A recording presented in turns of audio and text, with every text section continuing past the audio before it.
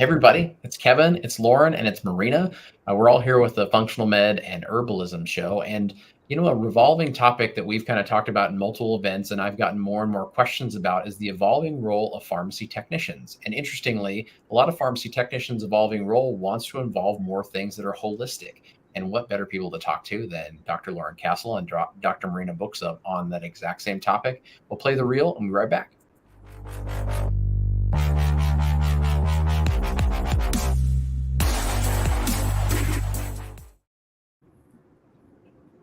So good to see both of you guys. Lauren, you are a champion, holding in there, not feeling extremely well, and pulling through with us. And now we're going to talk about how other people can pull through with us. And Marina, your background is fantastic, by the way. I always feel like that is a really nice, tranquil spot to be. Yes, thank you. And I see Lauren's inhalation steam over there in the background too. We've got the essential oils going on right now. So got a little bit of a sinus cold going on, but nothing a little Viracid and essential oils can't fix. Such a rock star pulling through on that one.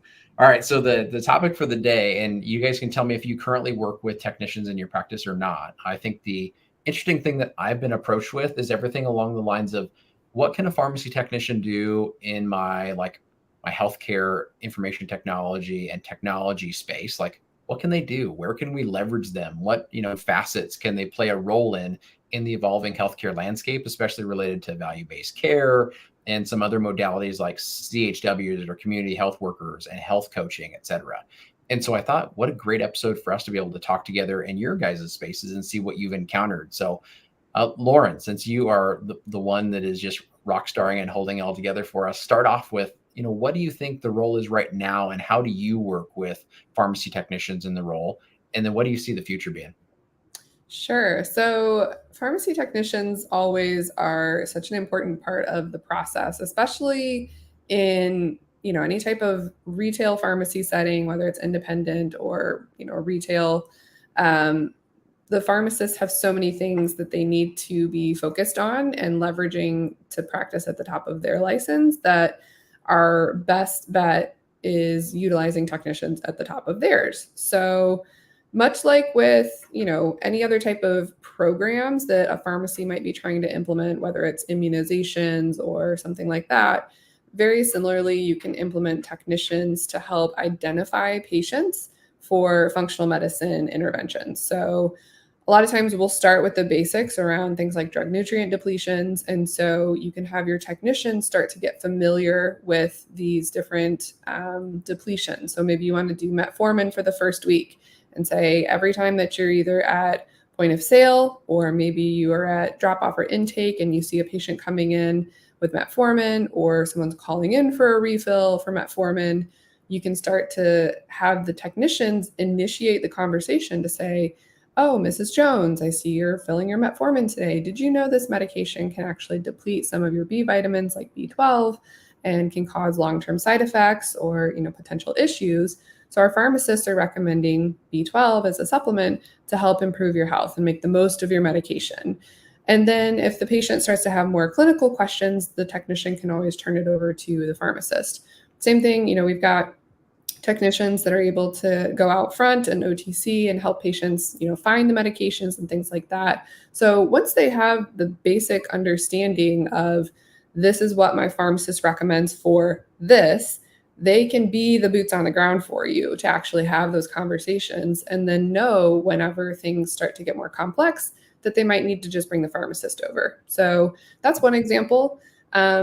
For technicians that are especially motivated and really passionate about having the conversations with patients and really digging into more of the adherence side of things, actually getting trained or certified as a health coach with some functional medicine principles layered in there can be a really awesome way for pharmacists to create wellness programs within their own pharmacy. And so you see technicians often stepping into this space when it comes to medication therapy management and adherence programs.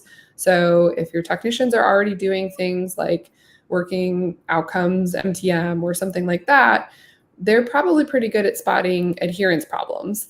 And whenever we're doing functional medicine, we're going to be looking at adherence on a number of levels. So medication adherence being one, supplement adherence being another, and then the lifestyle components is kind of the last piece, right? So technicians that kind of get into this health coaching space can actually have appointments with the patients to go over, hey, our pharmacist recommended this particular supplement and this dietary plan for you. How's it going? And actually use motivational interviewing and all of those skills that a health coach would learn in order to provide that service. So it's freeing up the pharmacist to really focus on the clinical interventions, looking at lab tests and things like that, and then coming up with the plan to collaborate with the physicians, as opposed to, a lot of pharmacists, when they get started in functional medicine, they try to wear all the hats. They try to be the pharmacist and they try to be the health coach. And it gets very challenging because they're spending hours and hours and hours of time with each and every patient, which, if you're a pharmacist and you want to be a health coach, that is totally fine. You can do that, but just recognize that you may be limiting yourself if you have the ability to use technicians in this role. And then you can really increase the volume of patients you're able to serve by leveraging them. I think that's brilliant. So just for the audience's sake, the things that I'm hearing Lauren really kind of emphasize is there's one piece that is triaging and identification. So you've got the ability for someone to say, here's my list of individual drugs that cause this level of nutrient depletion, and then hand that off to the pharmacist when there is some level of like clinical intervention necessary, but make the patient aware of it, just like they would with a new OTC or front end product. So not a whole lot of change from workflow. And then also being able to identify those patients that may benefit from a new service being added on, like functional medicine, or potentially like Marina will say with herbalism, to say, have you thought about talking to our pharmacist who specializes in this? It can be really beneficial. And I've seen a lot of patients with your type of medication, regimen, or the things you're bringing up to me as problems you're encountering, benefiting from. And I think that's beautiful. The other piece that's really exciting, and I think we'll get a lot of pharmacy technicians thinking, wow, maybe I can do that, is that management piece. We always have to think in terms of FTEs and margins, right? I mean, that's just how business works. And so if we're having our highest paid individuals being our pharmacists, we want to leverage them for that unique knowledge capacity that they have. And then if there are additional services that our technicians are not just capable of, but can excel in when it comes to health coaching and lifestyle management, they can be those champions for our team. So the pharmacist now is able to see more people talking about those particular issues that can really make a difference, and those technicians can keep them managed. Marina, how about you? Any other things that we've kind of forgotten along the way, or you can add on board with herbalism and some uniquenesses? Oh, muted myself there. So my noises from New York aren't distracting. Yeah, I think Lauren has said a lot of what applies to herbalism as well, where there's really nothing stopping technicians from becoming either a health coach or an herbalist or even a functional medicine practitioner, as long as they do have a coaching background or some sort of background in addition to the functional medicine piece. So they can certainly get into a lot of spaces, legally speaking, and then just practically from either a retail setting or whatever other setting we're talking about, we can sort of conduct these standard operating procedures to help everybody function at the top of their license. Because we've been talking about patient-centric and a team, right, coming around this patient and providing the services that are specific to each individual, but also just having that patient-focused approach. And this can really go into the workflow where the technicians or the coaches or all of the above, depending on the setting, have a specific role from a nutrition standpoint, from a lifestyle management, from an implementation, because that's where coaching really shines. Like, how does this actually work for you in your life? Because we talk about adherence a lot, but when me and you talked before, Kevin, so the patient's value system is important, and then also their lifestyle and how they're actually going to make it work for them. So they need to be internally on board, and then externally they need to figure out how to make it work for them. That makes a ton of sense. I think the questions that I have for you guys are really these. Then when it comes to that identification piece and triaging element, what kind of advice do you have for both the pharmacists and the technicians to be successful with that first piece of saying, here's how we can most successfully start identifying patients that would benefit from functional medicine and herbalism, and here's how we could potentially find either one, a good product fit if it's an herbal product to fit with an individual's regimen, or like a micronutrient depletion related to functional medicine. Lauren, you want to start us off with that? Yeah, I mean, I think, a lot of the challenge that we have is really just the initial buy-in from the patient. So often, I think they're used to just coming in, picking up their prescription and leaving, right? Like it's just the same old every time. And so you really have to cultivate the relationship with the patient in order for them to sort of like step out of autopilot. Yep. And so there's so often where our technicians are truly the ones that have the best relationships with the patients. Like, exactly who those techs are that are like the rock stars, and like Mrs. Jones comes in and it's like a 15-minute conversation at the register because they're catching up on all the things. So if you have a technician like that, it's going to be that much easier for them to start to say, oh, and did you know that we're doing this now, right? It's going to be natural for them. Yep. I think the other place too is that, you can really leverage your high performing technicians to help train the rest of your team.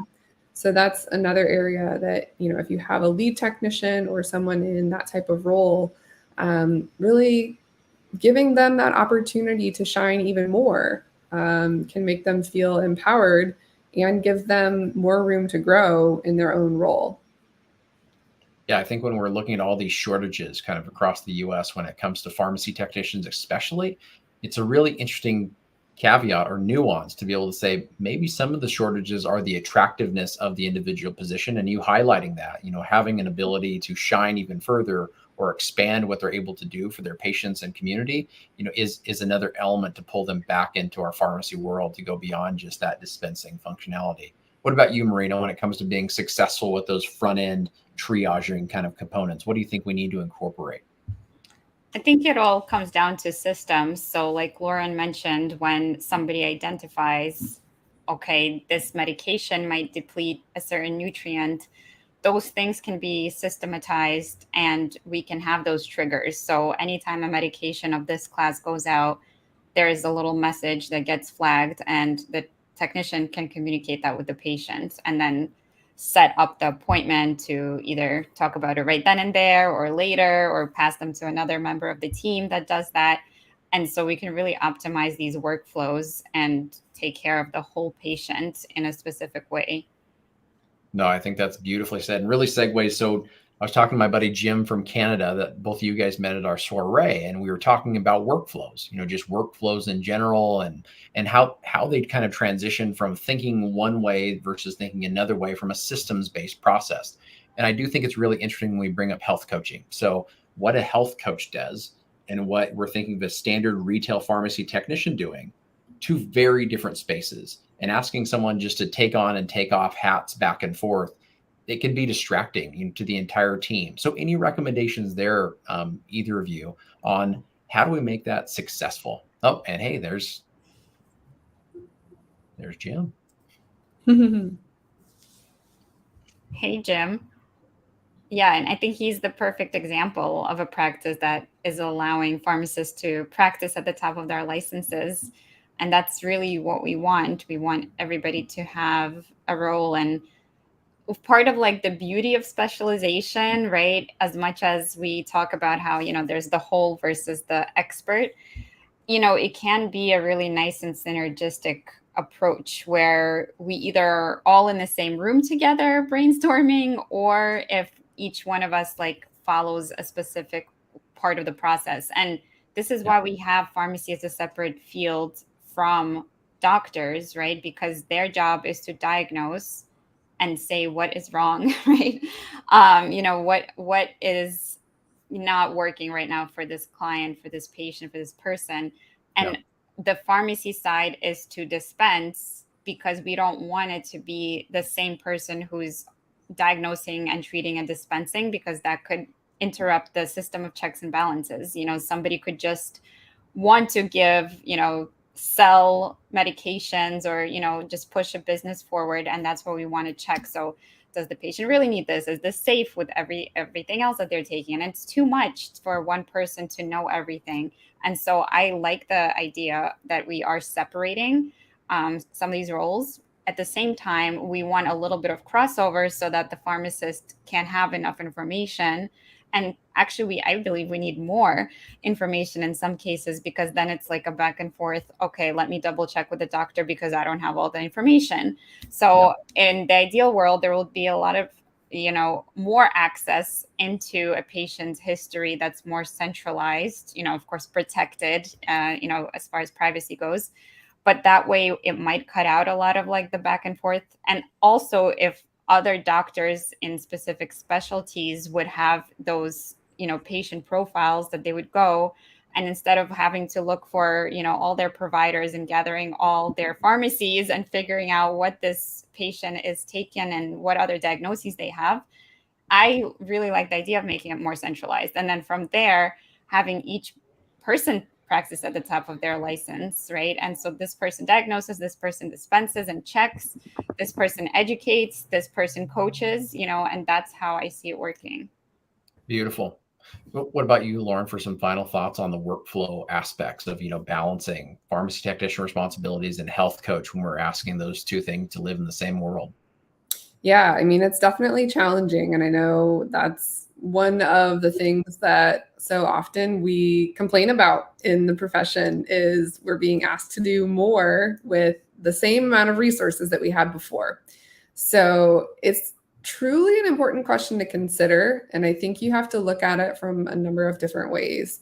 Definitely leveraging technology as much as possible.